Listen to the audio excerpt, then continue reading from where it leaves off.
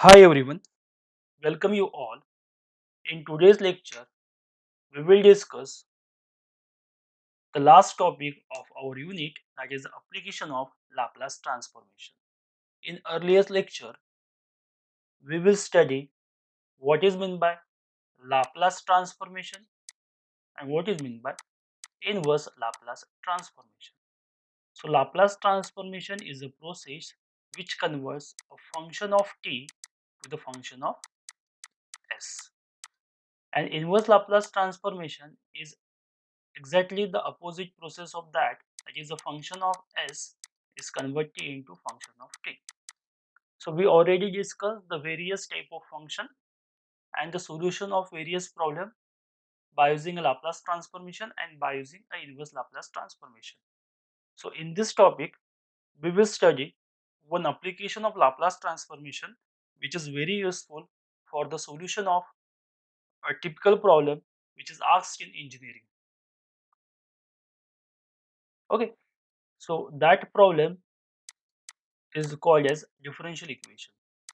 So by using a Laplace transformation, we have to solve the problems of differential equation by easiest and quicker method. And especially in this today's lecture, we will discuss about the ordinary linear differential equation. तो इसमें अगर आपने syllabus का जो हमारा पहला unit था वो अगर आपने ऑब्जर्व किया होगा तो लीनियर डिफरेंशियल इक्वेशन ही था वो। तो वहाँ पे हमने कुछ फंक्शन के सॉल्यूशन निकाले थे पूरे यूनिट में। आखिरी तक हमने फंक्शन के सॉल्यूशन निकाले थे और वो सॉल्यूशन जो था वो इस टाइप का था, complementary function plus particular integral. इसमें से अगर कॉम्प्लीमेंट्री फंक्शन का पार्ट देखेंगे तो यहाँ पे कुछ कांस्टेंट प्रेजेंट रहते थे, उसको बोलते हैं हम आर्बिट्ररी कांस्टेंट। अब पर्टिकुलर इंटीग्रल में देयर इज नो कांस्टेंट, ठीक है, और इसको बोलते थे हम it is a general solution of this differential equation. So अगर मुझे जनरल सॉल्यूशन निकालना है पूरा यूनिट यूज करके तो मुझे कॉम्प्लीमेंट्री फंक्शन और पर्टिकुलर इंटीग्रल निकालना है। और अगर मेरे पास कुछ कंडीशन गिवन है, सपोज मेरे पास कुछ बाउंड्री या इनिशियल कंडीशन गिवन है कि y ऑफ 0 और y डैश ऑफ 0, मतलब ये कंडीशन भी गिवन है, तो इसका यूज क्या होगा? इसका यूज होगा to find that arbitrary constant. तो अगर मेरे पास एक प्रॉब्लम है और एक कंडीशन गिवन है तो सपोज मुझे क्या करना पड़ेगा? पहले मुझे निकालना पड़ेगा कॉम्प्लीमेंट्री फंक्शन, बाद में निकालना पड़ा पर्टिकुलर इंटीग्रल, बाद में इन दोनों को ऐड करेंगे तो हमको मिलेगा जनरल सॉल्यूशन। और ये कंडीशन यूज करके मुझे कांस्टेंट निकालना है और कांस्टेंट की वैल्यू फिर इसमें पुट करना है तो हमको मिलेगा ये पूरा complete solution of that equation. तो ये थोड़ी लेंदी प्रोसेस है। तो अगर यही प्रॉब्लम हमको लाप्लास के करना है तो आपको क्या होगा, स्ट्रेट फॉरवर्ड और क्विकर आंसर मिलेगा। ये कुछ करने का हमको काम नहीं है। तो हम यहाँ पे वो मेथड डिस्कस करेंगे कि लीनियर डिफरेंशियल इक्वेशन को लाप्लास ट्रांसफॉर्मेशन का यूज करके कैसे सॉल्व करना है। ठीक है, so ordinary differential equation with constant coefficient can be easily solved by Laplace transformation without finding the general solution and arbitrary constant। मतलब यहाँ पे जो जनरल सॉल्यूशन है ये निकालने का हमको कुछ काम नहीं है। ये अगर निकालने का काम नहीं है तो आर्बिट्ररी कांस्टेंट भी हमारे पास नहीं आएंगे। तो ये इसको बाईपास करके हम दूसरे तरीके से इसका सॉल्यूशन निकालेंगे। तो ये पूरी लेंदी प्रोसेस जो है हमको करने का काम नहीं है। तो हम देखेंगे फिर वर्किंग प्रोसीजर क्या है। तो आपको क्या होगा, आपको एक गिवन डिफरेंशियल इक्वेशन रहेगा और आपको कुछ कंडीशन गिवन रहेगी इस टाइप की, that is called the initial और बाउंड्री वैल्यू कंडीशन।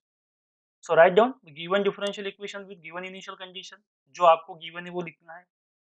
बाद में क्या करना है, कंडीशन को साइड में रखना है और जो डिफरेंशियल इक्वेशन है उसको हमको लाप्लास ऑपरेट करना है।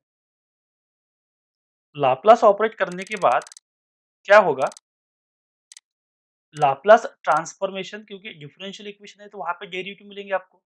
तो वहां पे हमको एक प्रॉपर्टी यूज करना है, लाप्लास ट्रांसफॉर्मेशन ऑफ डेरिवेटिव। तो ये प्रॉपर्टी क्या है आपको मालूम होगी, नहीं है तो हम इसके प्रॉब्लम के पहले वो डिस्कस कर लेंगे कि लाप्लास ट्रांसफॉर्मेशन ऑफ डेरिवेटिव की प्रॉपर्टी क्या है। और वो होने के बाद हमको जो इनिशियल कंडीशन गिवन होंगे वो कंडीशन भी वहाँ पे अप्लाई करने हैं। फिर उसको सिंप्लीफाई करना है और सिंप्लीफाई करने के बाद आपको ऐसा फंक्शन मिलेगा एस, एक साइड में एक्स रहेगा और एक साइड में सॉरी एक साइड में एफ ऑफ कुछ तो रहेगा और एक साइड में एस का फंक्शन रहेगा। तो एक्चुअली लाप्लास हमने क्या किया, ओरिजिनल फंक्शन है, सपोज ओरिजिनल फंक्शन टी का है, मैंने यहाँ पे लाप्लास ऑपरेट कर दिया तो मुझे फंक्शन मिला एस का। लेकिन डिफरेंशियल इक्वेशन का हमको मालूम है कि ओरिजिनल वेरिएबल जो डिफरेंशियल इक्वेशन है वही आंसर में होते हैं। मतलब अगर मेरा ओरिजिनल प्रॉब्लम टी में है तो मेरा आंसर भी टी में होना चाहिए। लेकिन लाप्लास लगाने के बाद मेरा आंसर क्या आ गया? एस। तो एस में से और टी में जाना है, मतलब इसका क्या लेंगे हम बाद में? Inverse Laplace. मतलब एक ही प्रॉब्लम में आपको 2 कंडीशन यूज़ करने हैं। पहले तो हमको लाप्लास ट्रांसफॉर्मेशन यूज़ करना है, फिर उसको सॉल्व करके वो कंडीशन पुट करके उसका आंसर निकालना है, और एक बार अगर वो सिंप्लीफाई फॉर्म में आ गया, उसके बाद हमको क्या करना है? इनवर्स लाप्लास ट्रांसफॉर्म अप्लाई करना है, और फिर उसकी प्रॉपर्टी यूज़ करके हमको लास्ट में क्या करना है? उसका सॉल्यूशन फाइंड करना है। तो इसके लिए वो प्रॉब्लम जैसे लेंगे हम, प्रॉब्लम में आपको थोड़ा क्लियर हो जाएगी कैसे सॉल्व करना है। इसके लिए सबसे इम्पोर्टेंट बात जो है वो फार्मूला है लाप्लास ट्रांसफॉर्मेशन ऑफ डेरिवेटिव। अगर आप डेरिवेटिव की बात देखेंगे तो हमारे पास जो डिफरेंशियल इक्वेशन होगा, आपने ऑब्जर्व किया होगा, फर्स्ट या second order maximum third order तक आपको इक्वेशन पूछते हैं एग्जाम में। इस टॉपिक में तो मैक्सिमम ये होगा कि सेकंड ऑर्डर तक ही पूछेंगे, उसके बाद शायद पूछेंगे भी नहीं। तो आपको डेरिवेटिव का फार्मूला जो है वो सेकंड ऑर्डर तक मालूम चाहिए। nth ऑर्डर का भी हमारे पास फार्मूला है, लेकिन कम से कम सेकंड ऑर्डर तक आपको तो मालूम चाहिए ये प्रॉब्लम सॉल्व करने के लिए। तो हम वो फार्मूला देख लेंगे कि लाप्लास ट्रांसफॉर्मेशन ऑफ डेरिवेटिव क्या है। Okay, so this is the formula for Laplace transformation of derivative. तो फार्मूला ये आपको याद रखना है, ये formula Laplace of t raise to the power n equal to, यहाँ पे fn मतलब nth डेरिवेटिव है। तो फार्मूला एकदम सिंपल है। क्या करना है? s के पावर डिक्रीज होंगे और मैक्सिमम पावर x का वही होगा जो उसके डेरिवेटिव है। तो nth डेरिवेटिव है तो पहला n, फिर n-1, फिर n-2, लास्ट में 0 होगा। पहला फंक्शन जो रहेगा वो f ऑफ t का लाप्लास आएगा जो है f ऑफ s, बाद में f ऑफ 0, बाद में f dash of 0, f double dash of 0, continue ये चलते रहेगा आखिर तक। तो अगर सिंपलेस्ट फॉर्म चाहिए आपको तो आपको ये दो फार्मूले याद रखने हैं, क्योंकि मैक्सिमम प्रॉब्लम हमारे यही रहेंगे कि फर्स्ट डेरिवेटिव देखिए, अभी डेरिवेटिव फर्स्ट है मतलब n इक्वल टू 1 है, तो s का पावर 1 ही आएगा, और पहली टर्म f ऑफ s, तो यहाँ पे y है तो y का लाप्लास क्या कंसीडर करते हैं हम? y of s। और बाद में क्या होता? s का पावर 1 आने के बाद s का पावर 0 आएगा, तो इसके बाद जो टर्म आएगी वो लास्ट टर्म रहेगी। तो दूसरी टर्म कौन सी रहती है? f ऑफ 0, तो इसको बोलेंगे हम y ऑफ 0। अगर मुझे डबल डैश चाहिए तो n इक्वल टू 2 हो गया, तो ये हो गया s square y of s, बाद में s y ऑफ 0, और बाद में y डैश ऑफ 0।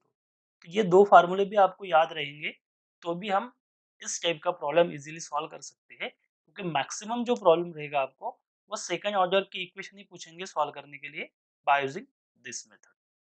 तो ये फार्मूला ऑलरेडी हमारे हुए हैं लाप्लास में, नहीं हुए तो ये एक बार रिकॉल कर लो, और इसका यूज करके हम क्या करेंगे? अभी हमारे प्रॉब्लम ट्राई करेंगे सॉल्व करना। तो यहाँ पे एक प्रॉब्लम हम पहले कंसिडर कर देंगे कि उस प्रॉब्लम को कैसे सॉल्व करना है। So given example is solve d2y by dx square plus 2 into dy by dx plus 2y is equal to 5 sin t. The condition is given that y of 0 equal to y dash of 0 equal to 0. So these are the initial conditions are given, and we have to solve this problem by using Laplace transformation. So try to solve this problem by using a Laplace transformation. तो solution, सबसे पहले क्या करना है आपको? जो भी differential equation है उसको हमको लिखना है। तो डिफरेंशियल इक्वेशन लिखना है और इनिशियल कंडीशन लिखना है, और बाद में उसका यूज करके हम क्या करेंगे? प्रॉब्लम सॉल्व करेंगे। So given differential equation is, so given differential equation is, equation लिखता हूँ पहले, d2y by dx square plus 2 into dy by dx plus 2y is equal to 5 sine. देखिए यहाँ पे t नहीं होना, यहाँ पे x चाहिए, क्योंकि वेरिएबल x है ना, तो यहाँ पे x ही होगा। या ये अगर t है तो ये t होगा, तो यहाँ पे x है तो ये साइन x ले लेते हो। ठीक है, तो ये हो गया इक्वेशन, इसको बोलेंगे हम इक्वेशन नंबर 1। एंड कंडीशन कौन सी है? y ऑफ 0, y ऑफ 0 मतलब जब x इक्वल टू 0 होगा तब y की वैल्यू, और y dash of 0, y dash of 0 मतलब जब x इज इक्वल टू रहेगा तब y का डेरिवेटिव की वैल्यू, तो दोनों वैल्यू कितनी है? 0। इसको बोलेंगे हम इक्वेशन नंबर। अभी प्रोसेस में क्या करना है आपको? प्रोसीजर ये है कि जो भी डिफरेंशियल इक्वेशन है उसका आपको लाप्लास ट्रांसफॉर्म लेना है दोनों साइड से। तो हम क्या करेंगे फिर? taking Laplace transform of both side of equation 1। तो इक्वेशन 1 के दोनों साइड का क्या करना है, हमको लाप्लास ट्रांसफॉर्मेशन लेना है। तो लेफ्ट हैंड साइड जो है वो आएगी Laplace transformation of d2y by dx square plus 2 into dy by dx plus 2y is equal to 5 constant है, इसको एज इट इज रखता हूं मैं, और ये आएगा लाप्लास ऑफ साइन एक्स। ठीक, इसके बाद हम क्या करेंगे, इसको सेपरेट कर देंगे। तो इसको सेपरेट करने के बाद आपको मिलेगा लाप्लास ऑफ, पहली टर्म रहेगी d2y by dx square plus दूसरे टर्म में 2 कांस्टेंट है, इसको बाहर ले लो, Laplace of dy by dx। Third term में भी 2 कांस्टेंट है, तो Laplace of y 5 Laplace of sine x. ठीक है, अभी इसके बाद हम क्या करेंगे, कुछ डिनोट करेंगे। डिनोट किस लिए करेंगे, क्योंकि हमको प्रॉब्लम के आंसर निकालने हैं, तो हमको कुछ वेरिएबल यहाँ पे डिक्लेयर करने होंगे कि इसको हम क्या बोलेंगे। तो मैं यहाँ पे लिखता हूँ कि लाप्लास ऑफ y अगर है तो उसको बोलेंगे हम y बार, बराबर है, क्योंकि y her bar Laplace of y नहीं लिखेंगे हम उसको। जैसे कि Laplace of f of t क्या बोलते थे हम, f ऑफ s कैपिटल। तो इसीलिए Laplace of y is equal to क्या बोलेंगे हम, y बार। या आप इसको ऐसे भी बोल सकते हैं, आपको अगर लगता है s में लिखना है तो आप ऐसे भी लिखो y ऑफ s, ऐसा भी लिख सकते हैं। चॉइस इज योर्स, आपको जो लिखना है वो लिखो, y बार भी लिख सकते हैं आप, या y ऑफ s लिख सकते हैं। लेकिन आखिरी तक क्या करना है, हमको एक ही यूज करना है। ठीक है, उसके बाद जहाँ पे t फंक्शन था उसकी जगह पे x है, कितने चेंजेस है। ओरिजिनल फंक्शन हमारा क्या था, t का था लाप्लास, तो हमको s में आंसर मिल रहा था। यहाँ पे ओरिजिनल फंक्शन हमारा x में है, लेकिन आंसर हमारा s में ही निकालना है हमको, जो है वो। उसके बाद हमारे पास कुछ फार्मूले है लाप्लास ट्रांसफॉर्मेशन ऑफ डेरिवेटिव के। तो यहाँ पर अगर आप देखेंगे तो लाप्लास ट्रांसफॉर्मेशन ऑफ ये फर्स्ट डेरिवेटिव है, तो ये एक रिजल्ट है हमारे पास, Laplace of y dash is equal to y का पहला डेरिवेटिव, तो ये होगा s, f ऑफ s मतलब क्या होगा, ये y of s minus y of 0, ये पहला रिजल्ट। और Laplace of y double dash ये क्या रहेगा, s square y of s minus s into y of 0 minus y dash of 0। तो ये रिजल्ट हमको यहाँ पे यूज करना है। ये रिजल्ट कहाँ से आए, हमने अभी लिखे हैं रिजल्ट इसके पहले, तो ये रिजल्ट हम यहाँ पे यूज करेंगे डबल के लिए, सिंगल के लिए। और जो अभी यहाँ पे मैंने सब y ऑफ s इस किए, इसलिए मैं ये y of s he use करूंगा। ठीक है? तो इसको सॉल्व करेंगे हम। तो पहला result Laplace of d2y by dx square मतलब क्या है, y डबल डैश, इसका फार्मूला क्या है, s square y of s minus s y of 0 minus y dash of 0, ये हो गया इसका रिजल्ट। इसको मैं एक ब्रैकेट में डाल देता हूँ, plus 2 into Laplace of dy by dx मतलब first derivative that is y dash. तो इसका फार्मूला क्या है, s into y of s minus y of 0 plus 2 into Laplace of y को क्या बोला हमने, y of s, 2 into y of s is equal to 5। और एक रिजल्ट हमारे पास और है, Laplace of sine 80, Laplace of sine 80 क्या है result, a upon s square plus a square. तो ये लाप्लास ऑफ साइन x है, मतलब t की जगह पे सिर्फ x है, तो इसका आंसर क्या आएगा, a अपॉन, तो x का कोएफिशिएंट तो 1 है, तो 1 upon s square plus a square मतलब 1 का स्क्वायर इज 1। तो ये मिल गया हमको। अभी हमारा काम क्या है, इसको हमको सॉल्व करना है, सिंप्लीफाई करना है, और सिंप्लीफाई होने के बाद जो प्रोसेस हमने की थी उसका उल्टा करना है। मतलब हमने लाप्लास लिया तो हमको क्या करना होगा, फिर इनवर्स लाप्लास लेना पड़ेगा। तो इसको पहले सिंप्लीफाई कर देते हैं हम। तो जो पहली टर्म है ये आ जाएगी हमारे पास s square y of s minus s y of 0। Y of 0 की वैल्यू आपको इनिशियल कंडीशन में गिवन है, आपने इक्वेशन इक्वेशन नंबर 2 देखिए आप, इक्वेशन नंबर 2 में y ऑफ 0 और y डैश ऑफ 0 की वैल्यू हमारे पास गिवन है। y ऑफ 0 और y डैश ऑफ 0 कितना है? 0। तो उन जगह पे हम क्या यूज़ करेंगे? अभी 0 यूज़ करेंगे। तो y ऑफ 0 ये 0 है, तो यहाँ पे 0 आ जाएगा और y डैश ऑफ 0 तो ये भी 0 आ गया।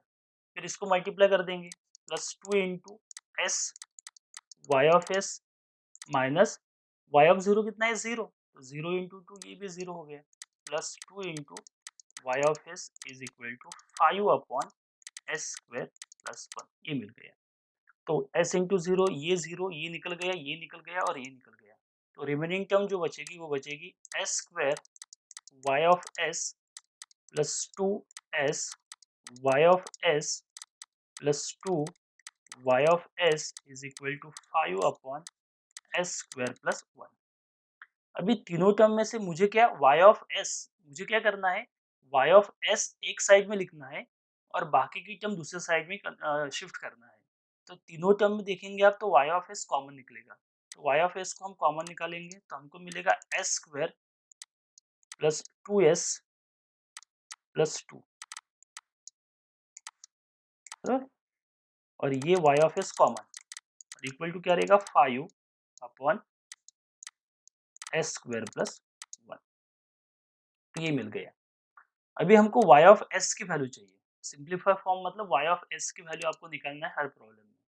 तो y ऑफ s की वैल्यू के लिए क्या होगा? ये टर्म को मैं इधर शिफ्ट कर दूंगा। तो ये आ गया 5 upon s square plus 1 s square 2s plus 2। तो ये मिल गया हमको एक आंसर। ठीक है। अभी इसके बाद यहाँ पे हमको यूज करना है पार्शियल फ्रैक्शन, क्योंकि इसका हमको अभी इनवर्स लाप्लास निकालना है। इसके बाद क्या करना है हमको? इसका इनवर्स लाप्लास ट्रांसफॉर्मेशन निकालना है। इनवर्स लाप्लास ट्रांसफॉर्मेशन देखेंगे आप तो ऐसा तो कोई आपके पास रिजल्ट नहीं है। एक तो हमको ये टर्म चाहिए, एक तो ये टर्म चाहिए, दोनों का कॉम्बिनेशन है। और दोनों का कॉम्बिनेशन है तो हमको क्या करना है? उसको सेपरेट करना है। और सेपरेट करने के लिए हमको क्या यूज करना पड़ेगा? हमको यूज करना पड़ेगा पार्शियल फ्रैक्शन। ठीक है। तो हम क्या करेंगे? पहले इसको पार्शियल फ्रैक्शन से पहले रिजोल्व कर लेंगे और पार्शियल फ्रैक्शन के बाद इसको ट्राई करेंगे सॉल्व करना कि हमारा आंसर क्या आएगा। तो हम यहाँ पे पार्शियल फ्रैक्शन पर अप्लाई कर देते हैं। तो पार्शियल फ्रैक्शन के हिसाब से मैं इसको ऐसा लिख सकता हूँ। देखिए यहाँ पर ये सेकंड ऑर्डर है। सेकंड ऑर्डर है तो ये आएगा s plus b upon s square plus 1 और ये भी सेकंड ऑर्डर है तो यहाँ पे आएगा अगेन वही form c s plus d upon s square plus 2s plus 2। ठीक है। इसको अगर हम क्रॉस मल्टीप्लाई करते हैं तो देखिए आप क्रॉस मल्टीप्लाई करेंगे तो क्या मिलेगा? क्रॉस मल्टीप्लाई अगर हम करते हैं इसको तो हमको मिलेगा a s plus b into s square plus 2s plus 2 plus c s plus d s square plus 1 upon s square plus 1 s square 2s plus 2। ठीक है। अभी इसको और इसको अगर आप कंपेयर करेंगे इन दोनों टर्म को अगर आप कंपेयर करेंगे तो देखिए यहाँ पर डिनोमिनेटर और डिनोमिनेटर सेम है तो ये कैंसिल हो जाएगा। तो सिर्फ टर्म क्या बचेगी? इसको हम ऐसा लिख सकते हैं 5 इक्वल टू ये पूरी टर्म। तो ये पूरी टर्म लिखने के लिए हमको क्या करना पड़ेगा? इसकी पहले टर्म लिख देते हैं हम। तो a s plus b S square 2s plus 2 plus c s plus d s square plus 1। क्या किया हमने? यहाँ पे डिनोमिनेटर कैंसिल कर दिया और लगे तो इसको आप नंबर दे दो इक्वेशन नंबर 3 क्योंकि इसको सॉरी इसको नहीं, ये जो नीचे की टर्म है इसको इक्वेशन नंबर 3 दे दो क्योंकि एबीसीडी की वैल्यू निकालने के बाद वो हमको पुट भी करनी है। तो हमने क्या किया? सिर्फ इसको और इसको देखा मैंने। डिनोमिनेटर डिनोमिनेटर सेम है, पार्शियल फ्रैक्शन की जो मेथड है तो इसको मैंने कैंसिल कर दिया तो न्यूमरेटर न्यूमरेटर इक्वल हो जाएंगे। अब हमको इसको सॉल्व करके हमको क्या करना है? उसको सिंप्लीफाई करके लाइक टर्म को इक्वेट करना है और लाइक टर्म को इक्वेट करने के बाद आपको वो आंसर मिलेगा कि एबीसीडी की वैल्यूज क्या हो जाएगी और एबीसीडी की वैल्यू अगर आपको मिल गई तो फिर कोई प्रॉब्लम नहीं, हमारा प्रॉब्लम इजीली सॉल्व होगा। इसको मैं मल्टीप्लाई कर देता हूँ 2 ब्रैकेट को। तो पहले टर्म से मल्टीप्लाई करेंगे तो ये हो जाएगा ए एस एस स्क्वायर, तो ये एस क्यूब हो गया। फिर twice a s square, a s into twice s plus twice a s. फिर सेकंड टर्म से मल्टीप्लाई कर दो, बी एस स्क्वायर टॉइस बी एस प्लस टॉइस बी। फिर इन दोनों को मल्टीप्लाई कर दो, c s cube plus c s plus d s square plus d. तो ये हमने मल्टीप्लाई कर दिया। इसके बाद क्या करना है हमको, जो भी लाइक टर्म है इसको एक ब्रैकेट में कंबाइन कर दो। तो लाइक टर्म मतलब जिसकी पावर सेम है, तो एस क्यूब हाईएस्ट पावर है, तो क्यूब की टर्म देखिए आप, क्यूब क्यूब दो ही टर्म है, इसमें से एस क्यूब कॉमन आ जाएगा, तो मैं इसको लिख सकता हूँ ए प्लस सी इंटू एस क्यूब प्लस दूसरी टर्म में एस स्क्वायर देखिए, तो ये एस स्क्वायर, ये भी एस स्क्वायर है और ये भी एस स्क्वायर है, तीन टर्म है एस स्क्वायर की। तो एस स्क्वायर में क्या रहेगा, एस स्क्वायर कॉमन निकल गया, तो यहाँ पे बचेगा टॉइस ए, यहाँ पे बचेगा बी और यहाँ पे बचेगा डी। ये हो गया एस स्क्वायर प्लस, बाद में देखेंगे हम एस कहाँ पर है, एस की टर्म देखिए, ये है एस एस और एस। तो इसमें से भी क्या होगा, एस कॉमन निकल गया, एस कॉमन निकलने के बाद यहाँ पे बचेगा टॉइस ए, यहाँ पे बचेगा टॉइस बी और यहाँ पे बचेगा c s plus constant term जिसमें कुछ भी नहीं है। कांस्टेंट टर्म कौन से बचे अभी, twice b plus d, twice b plus d और इधर आ गया 5। ठीक है, अभी अगर हम इक्वेट करते हैं like terms, equating like terms, ठीक है, लाइक टर्म मतलब कोएफिशिएंट जो सेम है उसको इक्वेट करेंगे, वी गेट। तो पहला इक्वेशन मिलेगा आपको ए प्लस सी। अभी ए प्लस सी किसका कोएफिशिएंट है, एस क्यूब का, और इधर एस क्यूब की टर्म अपसेंट है, मतलब उसका कोएफिशिएंट कितना हो गया, 0। ये हमको एक इक्वेशन मिल गया। फिर एस स्क्वायर का कोएफिशिएंट कितना है, twice a plus b plus d, और इधर तो एस स्क्वायर की टर्म भी नहीं है, मतलब ये भी 0 हो गया। फिर एस का कोएफिशिएंट कितना है, twice a plus toys b plus c, और इधर एस की टर्म नहीं है, मतलब ये भी 0 हो गया।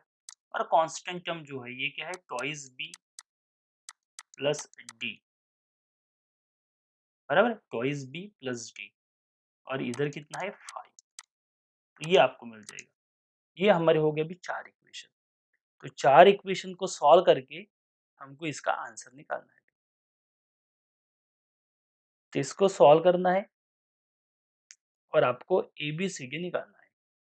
ठीक है, तो एक एक वैल्यू रिप्लेस करके देखिए क्या मिलेगा आपको। पहले में से ए इक्वल टू सी मिल जाएगा हमको, ए इज इक्वल टू सी मिल गया,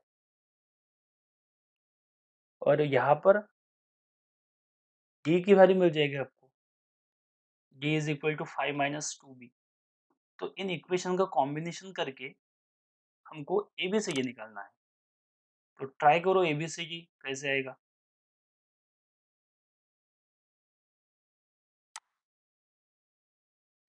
कोई भी इक्वेशन उठाकर उसको सॉल्व करना है, उसको सॉल्व करेंगे तो हमको कुछ ना कुछ मिलेगा। ठीक है, देखिए हम क्या करते हैं, इन दोनों को सॉल्व करके देखते हैं। ये पहले दो इक्वेशन, तो पहले इसको नंबर दे देता, मैं इसको बोलता हूँ मैं 1 स्मॉल 1, इसको बोलता है इक्वेशन नंबर 2, इसको कंसीडर करता हूँ 3 और इसको कंसीडर करता हूँ 4। तो इसको और इसको मुझे सॉल्व करके कुछ ना कुछ कैंसिल करना है। तो कुछ ना कुछ कैंसिल करना है, तो मैं देखता हूँ यहाँ पे सी है और यहाँ पे सी है। तो अगर मैंने कुछ कर दिया यहाँ पर तो सी सी क्या हो जाएगा, कैंसिल हो जाएगा। फिर बचेगा क्या, ए और बी बचेगा, बराबर है। तो मैं करता हूँ यहाँ पे इक्वेशन 1 माइनस इक्वेशन 2 इम्प्लाइज, तो इसमें से मुझे ये माइनस करना है। तो ए माइनस 2 ए मुझे मिल जाएगा माइनस ए, ये माइनस 2 ए मतलब माइनस ए, यहाँ पे बी की टर्म नहीं है मतलब 0 है, 0 माइनस ट्वाइस बी मतलब ये हो गया माइनस 2b, और प्लस सी माइनस सी 0 हो गया, तो ये मिल गया मुझे 0। तो इसको अगर लिखूंगा मैं तो ये मुझे मिल जाएगा a plus twice b is equal to 0। आप अगर 2 में से 1 करेंगे तो ये इक्वेशन आएगा। तो इसको एक नंबर दे देते हैं हम, सपोज ए, या रोमन 1 दे देते हैं, ऐसा कैपिटल रोमन है, ठीक है। अभी इसमें और इसमें देखिए डी और डी सेम है, तो इसको भी हम सब्ट्रैक्ट कर सकते हैं। तो इक्वेशन 3 माइनस इक्वेशन 4, इसको करेंगे तो क्या होगा, ट्वाइस ही, इसमें ए नहीं है तो twice a as it is, b minus 2b, मतलब ये हो गया माइनस बी, और डी डी कैंसल, 0 माइनस 5, ये हो गया माइनस 5। तो आपको मिला twice a minus b is equal to minus 5, इसको बोलेंगे हम इक्वेशन नंबर 2, ठीक है। अभी देखिए इक्वेशन 1 ए और बी में है और इक्वेशन 2 भी ए और बी में है, तो ये दोनों इक्वेशन को आप सॉल्व कर सकते हैं। तो मैं क्या करता फिर यहाँ पे इक्वेशन 1 इंटू 2, क्योंकि सॉल्व करने के लिए क्या करना है हमको, कोएफिशिएंट भी इक्वेट करना होगा। तो इक्वेशन ए को अगर मैं 2 से मल्टीप्लाई कर दूंगा तो ये ट्वाइस ए हो जाएगा, तो ट्वाइस ए प्लस 4b प्लस 0 बराबर है। और इक्वेशन 2 एज इट इज लिखता हूँ मैं, twice a minus b is equal to minus 5, और इनको क्या करेंगे हम सब्ट्रैक्ट कर देंगे। अभी इनको सब्ट्रैक्ट करेंगे तो ये माइनस आएगा, ये प्लस आएगा और ये भी प्लस आएगा, तो ट्वाइस से कैंसिल, 4b प्लस b कितना हो जाएगा, ये 5b, और इतना 5, तो 5b इज इक्वल टू 5, मतलब b इक्वल टू मिल गया आपको 1।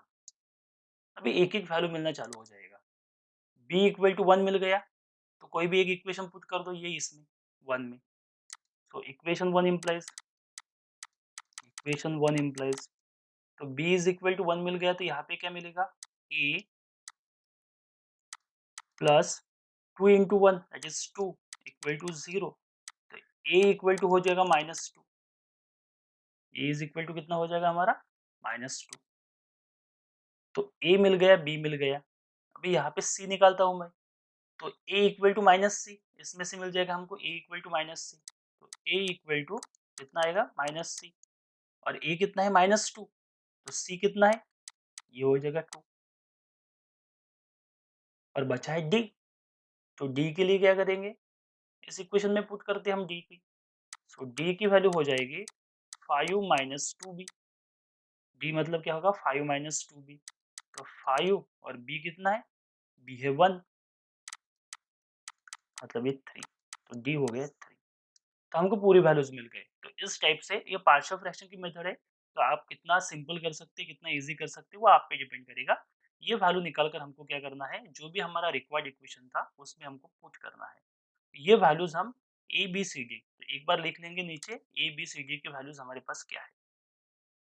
सो ये है हमारा -2, सो ए इज इक्वल टू, हमने निकाला -2, बी निकाला हमने 1, सी हमारे पास है 2, और डी है हमारे पास 3। तो ये सभी वैल्यूज हम कहाँ पे पुट करेंगे, हम वो पुट करेंगे इक्वेशन नंबर 3 में। और इक्वेशन नंबर 3 कौन सा है हमारा, पार्शियल फ्रैक्शन जब हमने इंट्रोड्यूस किया था वो, y(s) is equal to a s plus b upon c s plus d upon, इस इक्वेशन में पुट कर दो इक्वेशन 3 में। So equation 3 implies, so equation 3 implies y(s) is equal to क्या था, a s plus b upon s square plus 1 plus c s plus d upon s square plus 2s plus 2, ठीक है। तो ये हो गया हमारा सिंपलेस्ट फॉर्म। अभी ये जो प्रॉब्लम है एस के फॉर्म में है और हमको आंसर जो चाहिए वो एक्स के फॉर्म में चाहिए या टी के फॉर्म में लगेगा, लेकिन ओरिजिनल प्रॉब्लम हमारा एक्स में है, तो ये आंसर हमको एक्स में चाहिए। तो जो हमने प्रोसेस की थी अभी, इसका हमको अपोजिट करना है। जैसे कि लाप्लास में से क्या होगा, अगर ट्रांसफॉर्मेशन यूज करेंगे तो हम टी का फंक्शन एस में कन्वर्ट हो जाएगा, टी का फंक्शन एस में कन्वर्ट हो जाएगा। हमारे केस में क्या होगा, वो एक्स था, एक्स का फंक्शन एस में कन्वर्ट हो जाएगा, तो एस में से हमको एक्स लाना है और मतलब इनवर्स लाप्लास यूज करना है। तो ये होने के बाद इस स्टेप के बाद हमको क्या करना पड़ेगा, अभी इनवर्स लाप्लास यहाँ पे ऑपरेट करना है, ठीक है। So taking inverse Laplace transform on both side, taking inverse Laplace transform on both side. तो लेफ्ट हैंड साइड में जो है वो आएगा Laplace inverse of y of s is equal to Laplace inverse of minus 2s plus 1 upon s square plus 1, इसको separate कर देते हैं हम, plus Laplace inverse of 2s plus 3 upon s square plus 2s plus 2। ठीक है, अभी Laplace of y is equal to हमने क्या लिया था y ऑफ s, तो इसका लाप्लास क्या होगा y रहेगा, लाप्लास इनवर्स। तो हमको y की वैल्यू मिल जाएगी और इसको हम सेपरेट करेंगे। अभी ट्राई करेंगे सेपरेट कैसे करना है। तो यहाँ पे दो टर्म है, तो दो टर्म को क्या करता हूँ मैं सेपरेट कर देता हूँ। तो पहली टर्म आएगी Laplace inverse of 2s upon s square plus 1 plus Laplace inverse of 1 upon s square plus 1। इसके बाद ये टर्म में देखिए आप, ये एस स्क्वायर है और एस स्क्वायर मतलब यहाँ पे जो टर्म रहेगी वो साइन या कॉस का लाप्लास हो सकता है, लेकिन एस स्क्वायर के साथ सिर्फ एक ही टर्म चाहिए, आपको दो ही टर्म चाहिए, लेकिन यहाँ पे तीन है। तो यहाँ पर आपका एडजस्टमेंट करने जैसे हमने पिछले प्रॉब्लम में की थी, तो हम यहाँ पे एडजस्टमेंट करेंगे Laplace inverse of 2s plus 3 as it is, और इस टर्म को मैं लिखता हूँ s square plus 2s plus 1 plus 1। किस लिए यूज किया बाद में आपको समझ में आएगा, क्योंकि हमको इस टाइप की टर्म चाहिए, S square plus something, S नहीं होगा तो एस प्लस समथिंग का स्क्वायर भी चलेगा।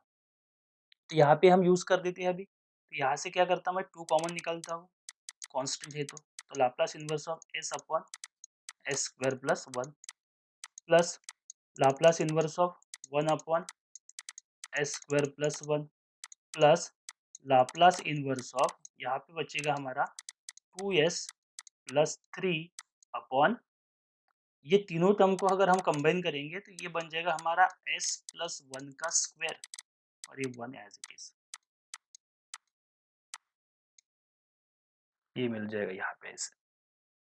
ठीक है, तो पहले और दूसरे टर्म का तो लाप्लास आपको इजीली मालूम है, थर्ड टर्म को सॉल्व करने के लिए थोड़ी हमको एडजस्टमेंट करनी होगी।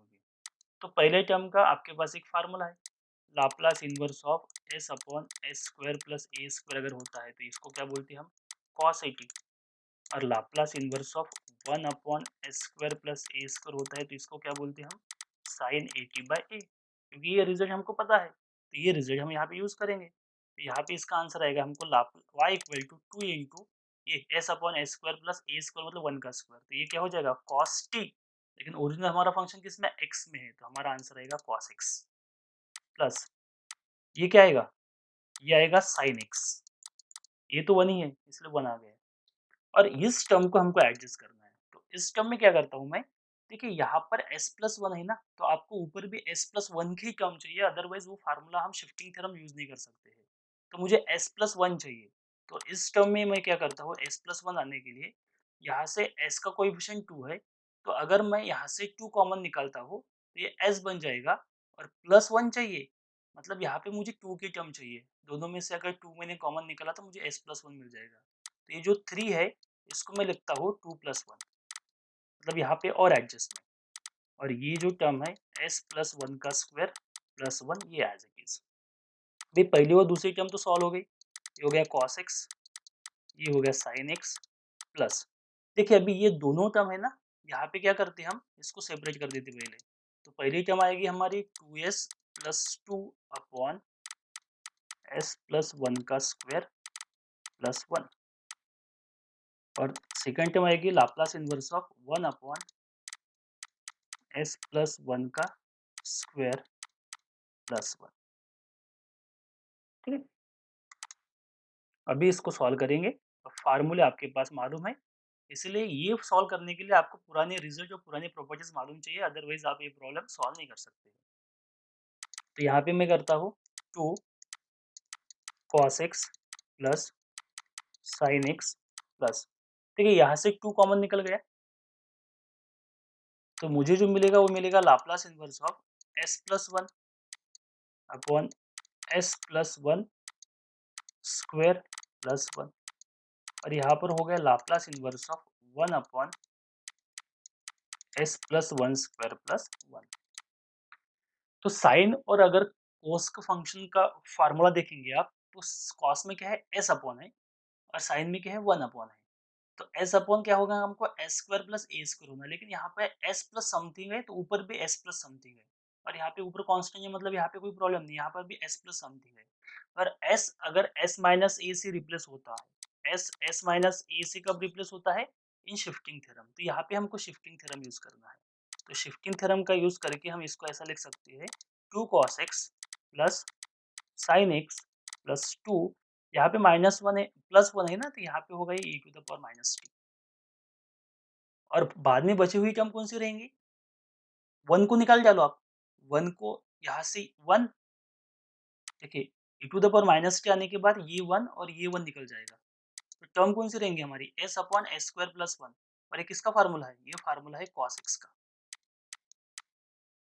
सिमिलरली सेकंड में क्या होगा, सेकंड में यहाँ पे भी e to the power -t आ जाएगा, क्योंकि s रिप्लेस हो रहा है s प्लस 1 से, और ये फिर 1 निकल जाएगा, तो हमको मिलेगा 1 अपॉन एस स्क्वायर प्लस 1, अभी यूज किया था हमने 1 अपॉन एस स्क्वायर प्लस 1, किसका फार्मूला है, साइन एक्स का।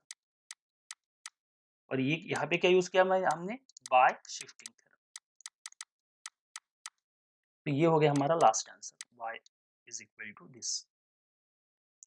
तो इस टाइप से आप without using the method of finding the complementary function of particular integral, we find the general solution of this equation by using a Laplace transformation method.